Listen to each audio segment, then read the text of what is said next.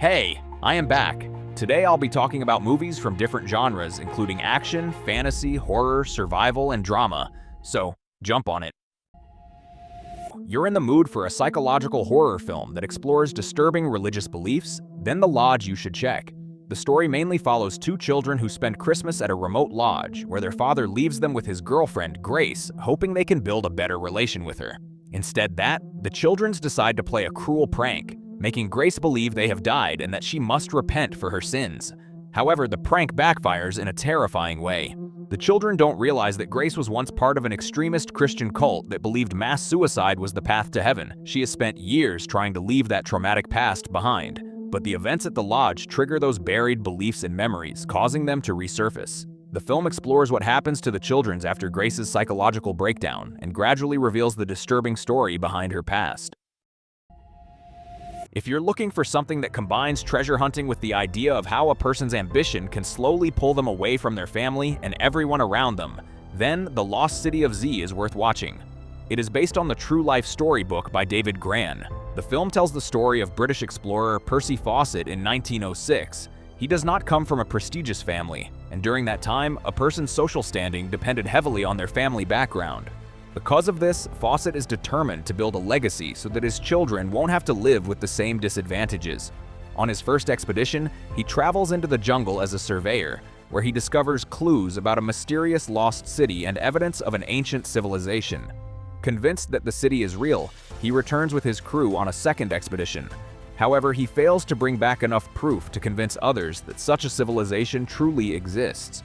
Refusing to give up, Fawcett sets out once more, this time with his own son, hoping to find undeniable evidence that will prove he was telling the truth. But this time, he never returns. The film beautifully shows how Fawcett's obsession with finding the lost city slowly distances him from his family and consumes his entire life. If you want to experience his remarkable journey, The Lost City of Z is definitely watchable. You've probably heard folklore and fairy tales about witches who lived deep in the woods and destroyed entire families. The Witch brings that kind of story to the screen. The film follows a family whose infant child is taken by a witch and sacrificed. After that, distrust and conflict begin to tear the family apart. Then, Devil arrives in disguise, manipulating them both mentally and physically in an attempt to destroy the family from within. The witches serve under Devils and obey his every command. As the family members begin dying one by one, his ultimate goal is to bring one of them under his control. Who this Satan really is, which family member he ultimately claims, and how he succeeds are the central mysteries the film explores. If you're looking for a movie about a mafia boss who gives up his criminal life to protect his family, only for his past to keep coming back to haunt him, then The Family, starring Robert De Niro, is watchable. The basic premise may feel familiar since we've seen similar stories before, but a few elements help this film stand out.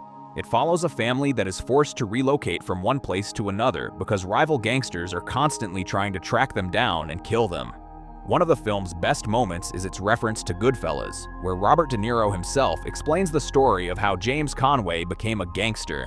It's a fun and memorable scene.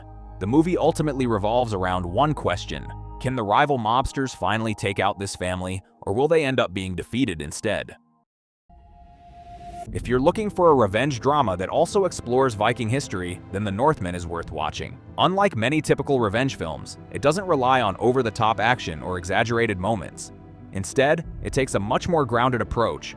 The story follows Prince Amleth, whose father is murdered by his own uncle, who then seizes the throne. After witnessing the betrayal, Amleth vows to avenge his father's death. Years later, he finally gets the opportunity to carry out his revenge. However, instead of having to wage war against an entire kingdom, he finds a more believable path toward his goal, which helps the film maintain its realistic tone. Amleth lives only for revenge, but at one point he begins to change and considers leaving his violent past behind. However, something eventually pulls him back. The film describes this as his fate. It also incorporates Norse rituals and mythology, showing how the beliefs of past generations continue to shape the lives of those who come after them. Whether Amleth finally achieves his revenge and what makes him abandon the peaceful life he briefly considers is what the film ultimately explores. Many of you have probably grown up watching the He-Man cartoon, and Masters of the Universe is clearly trying to capitalize on that nostalgia. Unfortunately, it never really captures that feeling because of its poor execution. The story follows Adam, who returns to his home planet after many years. Skeletor has conquered Eternia and left it in ruins, so how Adam must find a way to save his planet and take revenge, that's the film follows. Now, here's why I think the movie fails. During the climax, it's build a momentum, and Adam suddenly tells Skeletor that fighting solves nothing and that they should choose peace instead. This is the same one who destroyed his entire planet and imprisoned his parents. I just feel though, what the devil is this? Another major issue is Skeletor, played by Jared Leto. It feels like every movie he's in just fucked up. I honestly don't understand why Skeletor has to crack jokes in almost every line. Does the filmmakers think every dialogue becomes better just because it's delivered like a joke?